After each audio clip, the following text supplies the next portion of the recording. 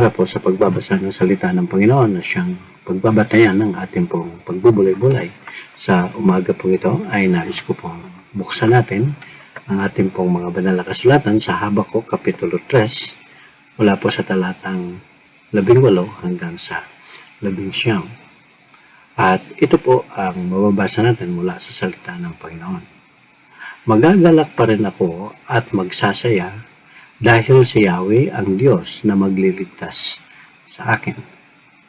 Ang Panginoon, Yahweh, ang sa akin magpapalakas. Tulad ng usa, tiyak ng aking mga hakbang, inaalalayan niya ako sa mga kabundukan. Pagpalain po ng Panginoon ang pagkabasa ng kanyang salita. Sa ating pong puso, tayo po ay sumandaling manalangin. Pinupuri ka namin at pinapasalamatan dakilang Diyos sa iyong patuloy na pagpapadama ng iyong pagmamahal sa amin. Salamat po sa panibagong sigla at lakas sa umagang ito, na sa buong magdamag, ikaw po ang humawak ng aming buhay at nagbantay sa amin, sa aming pagpapahinga. Dakilang Diyos, sa umaga pong ito, sa muli naming pagtunghay ng iyong salita, pagbubulay-bulay, nawa ang iyong banal na presensya ang siyang madama namin. Higit sa lahat, puspusin po kami ng iyong karunungan at ng iyong banal na espiritu upang lubos po naming maunawaan ang mensahe ng iyong salita. At higit sa lahat, ito po ay magiging katatagan ng aming pananampalataya. Gabayan at pangunahan po kami sa aming pong pag-aaral sa umagang ito. Sapagat ito po aming dalangin na may pagpapasalamat sa pangalan ni Jesus. Amen. Matatandaan po natin na hinati po natin sa tatlong bahagi yung ating pong pag-aaral sa Habakuk. At sa bawat bahagi ay inano po natin na anong tawag dito, binabaha-bahagi natin sa bawat yugto. At nung una ay nakita natin sa buhay ni Habakuk yung pagtitiwala niya sa Panginoon sa mga oras na hindi niya inaasahan at hindi niya masukat at matansya kung hanggang kailan yung kaguluhan at kaligaligan na nagaganap sa kanyang bayan. Kaya siya po'y sumangguni sa Panginoon. Pangalawa po na bahagi ay yaong pong pamumuhay sa pamagitan ng pananampalataya sa gumuguhong sistema ng buong o ng sanglibutan. Okay? At dito ay nakita natin na tila bagang doon sa paratang ni Habakuk na walang pakialam ang Panginoon, parang hindi niya nakikitang gumagawa doon sa kahilingan niya at sa magiging katugunan ng Diyos sa kanyang bayan. At higit sa lahat, na tila bagang nakalimutan ng Diyos yung kanyang tipanan sa kanyang mga magulang na hindi sila pababayaan. Kaya po, ang natutunan nating aral doon ay pinahagi sa atin ng Panginoon na tayo po dapat mamuhay sa pananampalataya at hindi sa mga bagay na nakikita lang ng ating mga mata. Ibig sabihin, the just shall live by faith and not by sight. Kasi pag-ukulan natin ng panahon at pag yun ang ating titignan, tayo po rin ay makakasamang babagsak kasama ng sanglibutan.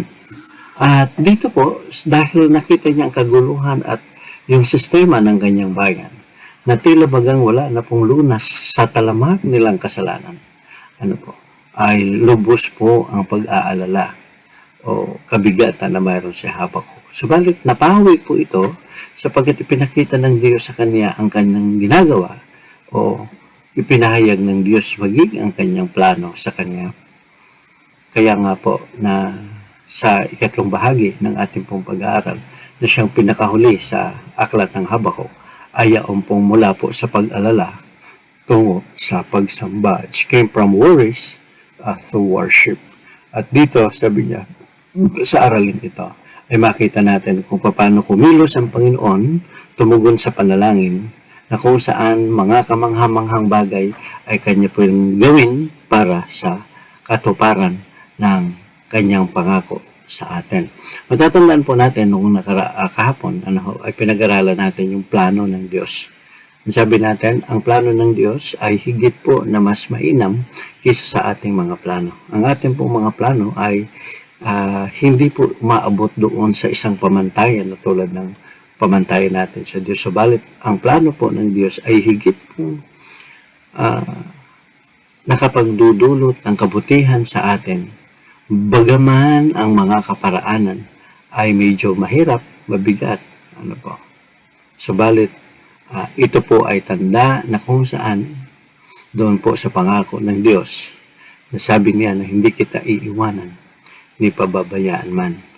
Kung kaya po ang mga bagay na nangyayari sa ating pong paligid ang siya rin naman gagawa ng kaparaanan upang mapanagumpayan o malampasan natin ang mga nangyayari sa ating pong paligid. Ngayon po sa ating panahon ay wala hong naiba doon sa panahon ni Habakuk. Mapansin po ninyo, dyan sa Pilipinas o dito sa Pilipinas, ay napakagulo ang aga po, hindi pa nagkakaroon ng formal na pagrehistro ng mga kandidato, maiingin ang kandidato. Bakit? Sapagkat, anong tawag dito? Nag-uunahan sila sa isang posisyon na para kanilang mga sinasabi ay makapanungkulan o makapaglingkod sa bayan, pero sa ating pong corrupt political system sa ating pong bayan ay napakalabo pong paniwalaan ang pangako ng mga politiko. Kaya maging ang ating pong bayan ay nasadlak rin sa kasalanan. At ang hinihintay lang natin ay paano paparusahan ng Diyos ang mga tao na ayaw sumunod sa Kanya. Ito nga po, nagpadala siya ng pandemya.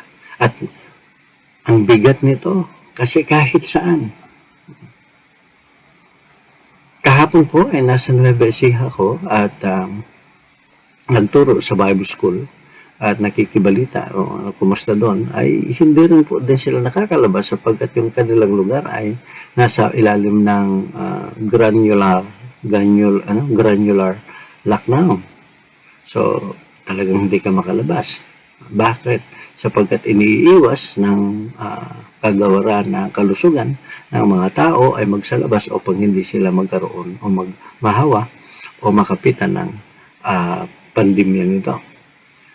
Pero minsan, iniisip natin, parang tagal, kailan ba paalisin ng pagkakailan, kailan ba papawiin ng Diyos ang lahat ng ito?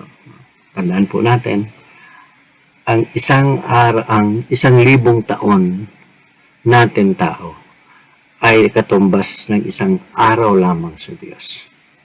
Sa makatuwid, itinuturo sa atin ng banal na kasulatan na dapat tayo po'y matuto po tayo maghintay, matuto po tayo magpakumbaba sa mga plano ng Panginoon. Sapagkat ang tanging plano ng Panginoon, yun lang po ang perfect o sakdal na katugunan sa ating pong hinihiling. Now, sabi niya, hindi natin madalas maintindihan bakit katulad ni Habakuk ay hindi rin niya maintindihan ang plano ng Diyos. Na bakit ginamit niya o gagamitin niya yung mga kalaban nilang bansa o yung pong karating nilang bansa na siyang aatake sa kanila upang gigirahin sila at sila'y bibihagin at gawing alipin. Bakit ipinahintulot ng Diyos yun? Sapagkat ang kanya pong bayan ay nakalimot sa Diyos. Now, kung makita natin dito ang kailangan po nila, ayaw pong lubos nawang magtiwala sa Panginoon kasi nasubukan na nila sa kapanahunan na magmula sila sa Ehipto hanggang dyan sa kanilang kalalagayan.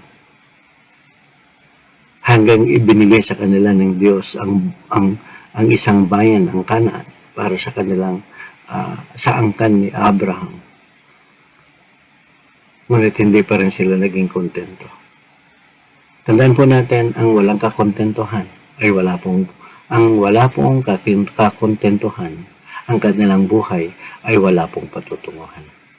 God plans will happen and we are to follow through the good and bad times. Dapat sa plano ng Diyos ay as na mangyayari, dapat lang tayong sumunod, bagaman minsan ito ay mabuti o minsan ito ay hindi naging mabuti. Subalit ang lahat ng bagay na yan ay ginagamit ng Diyos sa ikalalago ng ating pagtitiwala sa Kanya. Pangalawa na hindi po lamang doon sa plano. Sabi niya, pangalawang punto na ating pong pag-aaralan sa sandaling ito ay when happened, sabi niya, what happened when the plan looks wrong? It means, anong mangyayari kung ang plano ng Diyos ay magiging parang hindi madali.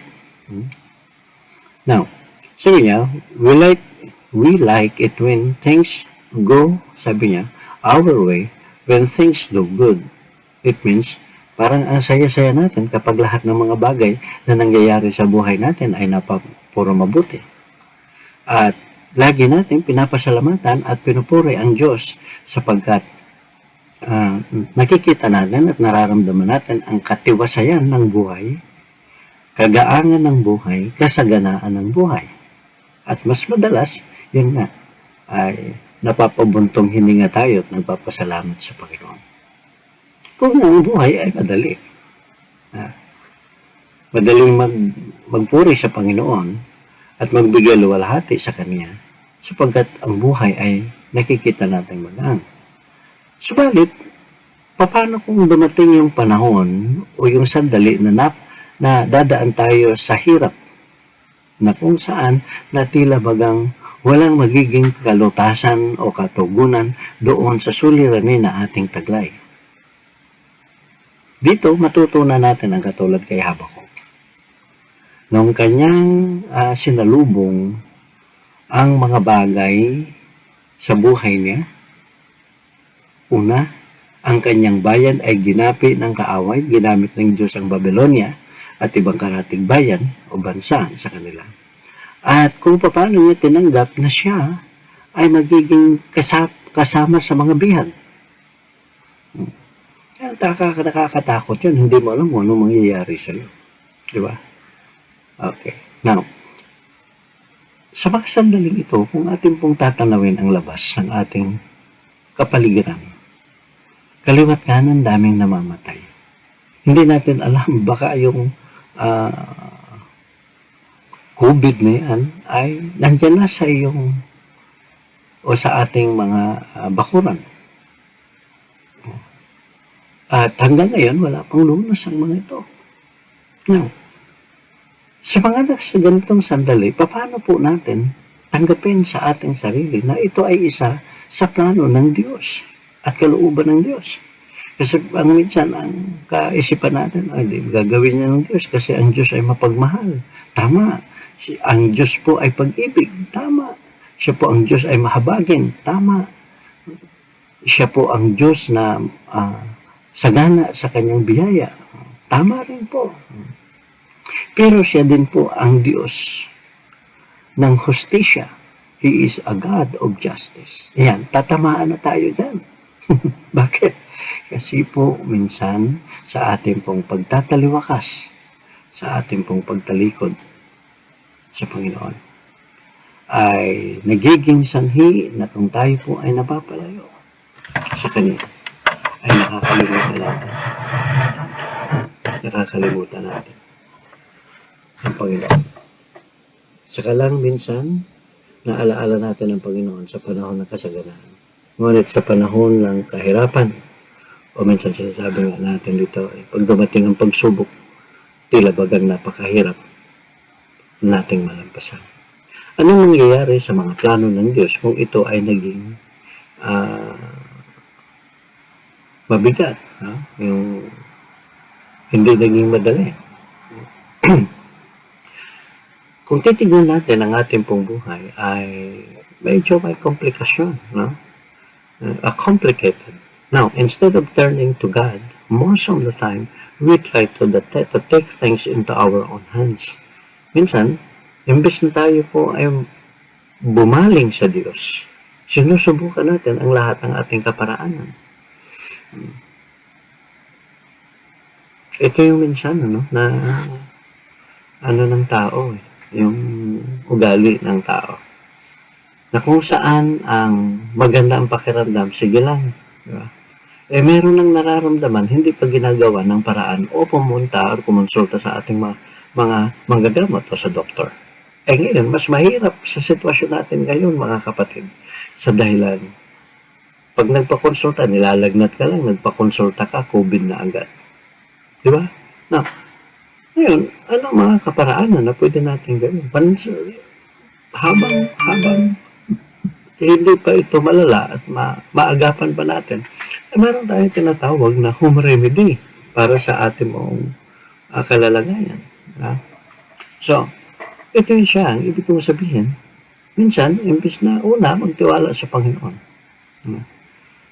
Sabi nga ng banal na kasulatan, sa ganito pong mga karanasan ng mga pagsubok sa buhay sa pamagitan ng mga sakit na nararamdaman natin. Ang una natin gawin, bago tayo pupunta sa doktor, ay manalangin muna tayo sa Diyos. Isanggunin muna natin sa Panginoon. Ipagkatiwala po muna natin sa Panginoon. Pangalawa, tawagin po natin ang mga nakakatanda sa iglesia o sa simbahan, ang ating pong pastor, para ipanalangin tayo. Sabi niya, panalangin at pagpapahid ng langis. So kung titignan natin, noong kapanahonan, ginagamit na yung langis na panggamot. Now, sa COVID, magagamit ba natin ang langis? Opo. Mayroon po ngayon sa merkado, sa butika, yung tinatawag natin virgin coconut oil. Kapag uminom po kayo ng 2 beses isang araw, isa sa umaga, isa sa hapon, ng 1 kutsara, habang kayo ay kumakain, o bago kayo kumain, ay malaking tulong po ito para mapalakas yung ating pong resistensya o yung ating pong immune system at hindi tayo madaling kapitan ng sakit. Ating may kaparaanan ng Panginoon. Natural yun. Pangalawa, kung kayo po ay medyo nilalagnat at pakiramdam mo ay nawawalan ka ng panlasa, and that is one of the symptoms ng light symptoms ng COVID, magpakulo ka ng sabaw ng nyog kasama yung laman, lagay mo ng konting asin, pigaan mo ng kalamansi o kaya ng lemon, tsaka lagyan mo ng konting honey, o isang kutsarang honey, tapos yun ang inumin mo, yan po magpapalakas ng inyong immune system at makaiwas ka sa ganitong karamdaman. O maiwasan mo ang ganitong karamdaman. Ibig pong sabihin, kung tayo po ay lubos na magtiwala sa Panginoon, hindi ko naman sinasabi hindi kayo nagtitiwala sa Panginoon, pero ang ibig sabihin, kapag ating pong ilagak yung ating pong pananampalataya sa Panginoon, ang Diyos po ang gagawa ng kaparaanan para tugunin ang ating pangangailangan. Sa minsay, hindi natin inaakala na ang mga bagay na ito magkakaroon o lilipas o magkakaroon ng katugunan. Subalit kung tayo po ay lumalago sa pananampalataya, namumuhay sa katuwiran ng Diyos, ang sabi ng Panginoon, nararapat lamang na ang matuwid ay mamuhay sa pamamagitan ng pananampalataya at hindi sa mga bagay na kanyang nararanasan o nakikita.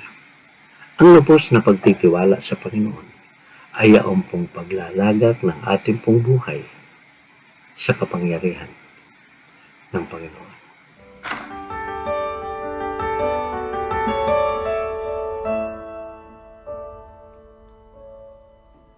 You give life, you are love, you bring light to the darkness, you give hope, you restore every heart that is broken.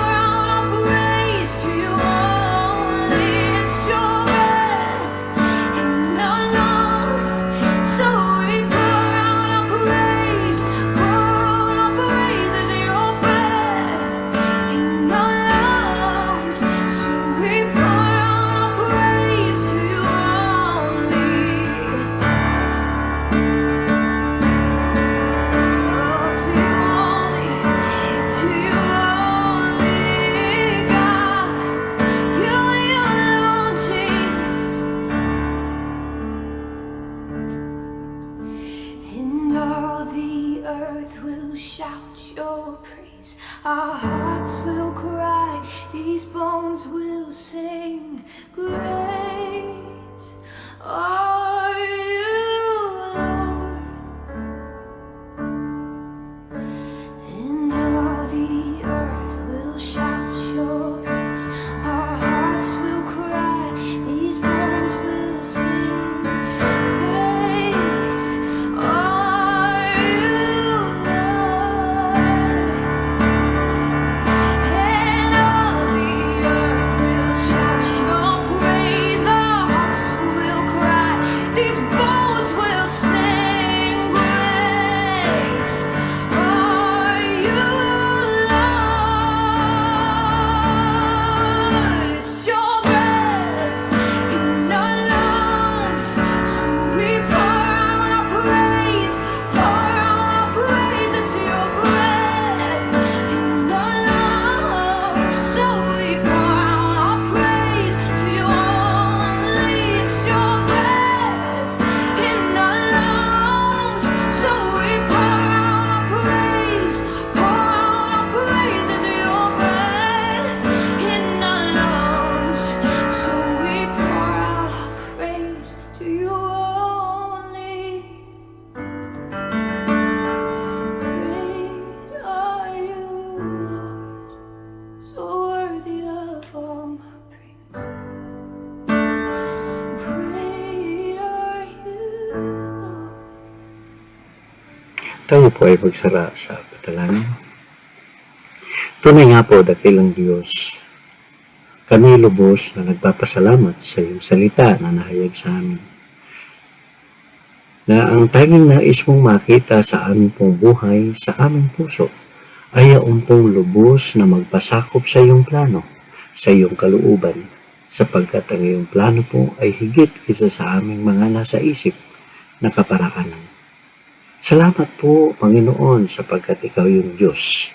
Sa iyong kapangyarihan, kami po ay nagkakaroon ng pananagumpay.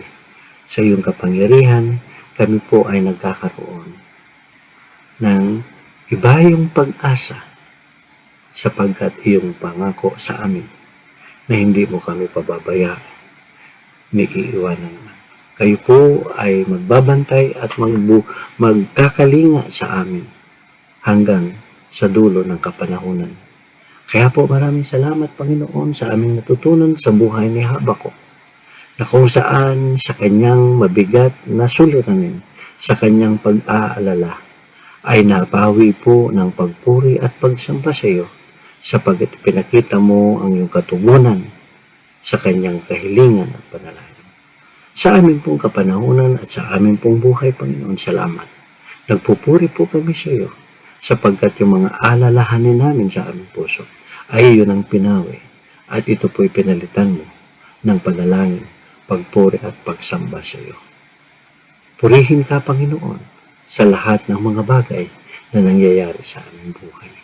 At ngayon, sa walang hanggang pag-ibig ng Diyos Ama at ang biyaya ng Panginoon Kristo, ang pakikipisan, pangaliw, paggabay ng Banal na Espiritu, siyang sa atin mula ngayon hanggang sa pagbabalik ng ating tagapagligtas sa pangalan ni Jesus.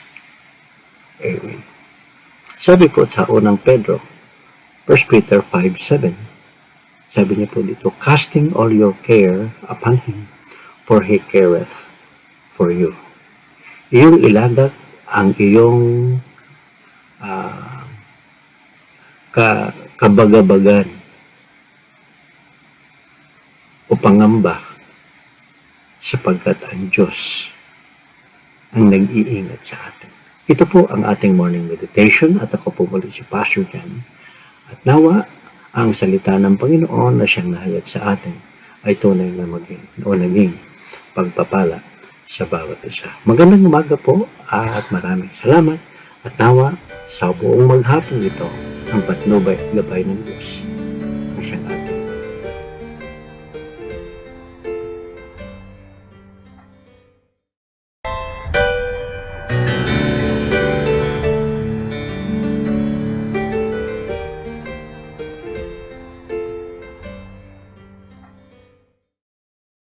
The Book of Jonah. Now the word of the Lord came to Jonah the son of Amittai, saying, Arise, go to Nineveh, that great city, and cry out against it, for their wickedness has come up before me. But Jonah arose to flee to Tarshish from the presence of the Lord. He went down to Joppa, and found a ship going to Tarshish. So he paid the fare and went down into it to go with them to Tarshish from the presence of the Lord. But the Lord sent out a great wind on the sea, and there was a mighty tempest on the sea, so that the ship was about to be broken up. Then the mariners were afraid, and every man cried out to his God, and threw the cargo that was in the ship into the sea, to lighten the load. But Jonah had gone down into the lowest parts of the ship, had lain down, and was fast asleep. So the captain came to him and said to him, What do you mean, sleeper? Arise, call on your God. Perhaps your God will consider us, so that we may not perish. And they said to one another, Come, let us cast lots, that we may know for whose cause this trouble has come upon us. So they cast lots, and the lot fell on Jonah. Then they said to him, Please tell us, for whose cause is this trouble upon us? What is your occupation, and where do you come from? What is your country, and of what people are you? So he said to them, I am a Hebrew, and I fear the Lord, the God of heaven, who made the sea and the dry land. Then the men were exceedingly afraid, and said to him, Why have you done this? For the men knew that he fled from the presence of the Lord, because he had told them. Then they said to him, What shall we do to you, that the sea may be calm for us? For the sea was growing more tempestuous. And he said to them, Pick me up and throw me into the sea. Then the sea will become calm for you. For I know that this great tempest is because of me. Nevertheless the men rowed hard to return to land, but they could not, for the sea continued to grow more tempestuous against them. Therefore they cried out to the Lord, and said, We pray, O Lord, please do not let us perish for this man's life, and do not charge us with innocent blood, for you, O Lord, have done as it pleased you. So they picked up Jonah and threw him into the sea, and the sea ceased from its raging. Then the men feared the Lord exceedingly, and offered a sacrifice to the Lord, and took vows. Now the Lord had prepared a great fish to swallow Jonah, and Jonah was in the belly of the fish 3 days and 3 nights. Chapter 2. Then Jonah prayed to the Lord his God from the fish's belly, and he said, I cried out to the Lord because of my affliction, and he answered me. Out of the belly of Sheol I cried, and you heard my voice. For you cast me into the deep, into the heart of the seas, and the flood surrounded me. All your billows and your waves passed over me. Then I said, I have been cast out of your sight, yet I will look again toward your holy temple. The waters surrounded me, even to my soul. The deep closed around me. Weeds were wrapped around my head. I went down to the moorings of the mountains. The earth with its bars closed behind me forever. Yet you have brought up my life from the pit, O Lord my God. When my soul fainted within me, I remembered the Lord, and my prayer went up to you into your holy temple. Those who regard worthless idols forsake their own mercy, but I will sacrifice to you with the voice of thanksgiving. I will pay what I have vowed. Salvation is of the Lord. So the Lord spoke to the fish, and it vomited Jonah onto dry land. Chapter 3. Now the word of the Lord came to Jonah the second time, saying, Arise, go to Nineveh, that great city, and preach to it the message that I tell you. So Jonah arose and went to Nineveh according to the word of the Lord. Now Nineveh was an exceedingly great city, a 3-day journey in extent. And Jonah began to enter the city on the first day's walk. Then he cried out and said, Yet 40 days, and Nineveh shall be overthrown. So the people of Nineveh believed God, proclaimed a fast, and put on sackcloth, from the greatest to the least of them. Then word came to the king of Nineveh, and he arose from his throne, and laid aside his robe, covered himself with sackcloth, and sat in ashes. And he caused it to be proclaimed and published throughout Nineveh by the decree of the king and his nobles, saying, Let neither man nor beast, herd nor flock, taste anything, do not let them eat or drink water, but let man and beast be covered with sackcloth, and cry mightily to God. Yes, let every one turn from his evil way, and from the violence that is in his hands. Who can tell if God will turn and relent, and turn away from his fierce anger, so that we may not perish? Then God saw their works, that they turned from their evil way, and God relented from the disaster that he had said he would bring upon them, and he did not do it. Chapter 4. But it displeased Jonah exceedingly, and he became angry. So he prayed to the Lord, and said, Ah, Lord, was not this what I said when I was still in my country? Therefore I fled previously to Tarshish. For I know that you are a gracious and merciful God, slow to anger and abundant in loving kindness, one who relents from doing harm. Therefore now, O Lord, please take my life from me, for it is better for me to die than to live. Then the Lord said, Is it right for you to be angry? So Jonah went out of the city and sat on the east side of the city. There he made himself a shelter and sat under it in the shade, till he might see what would become of the city. And the Lord God prepared a plant and made it come up over Jonah, that it might be shade for his head to deliver him from his misery. So Jonah was very grateful for the plant. But as morning dawned the next day, God prepared a worm, and it so damaged the plant that it withered.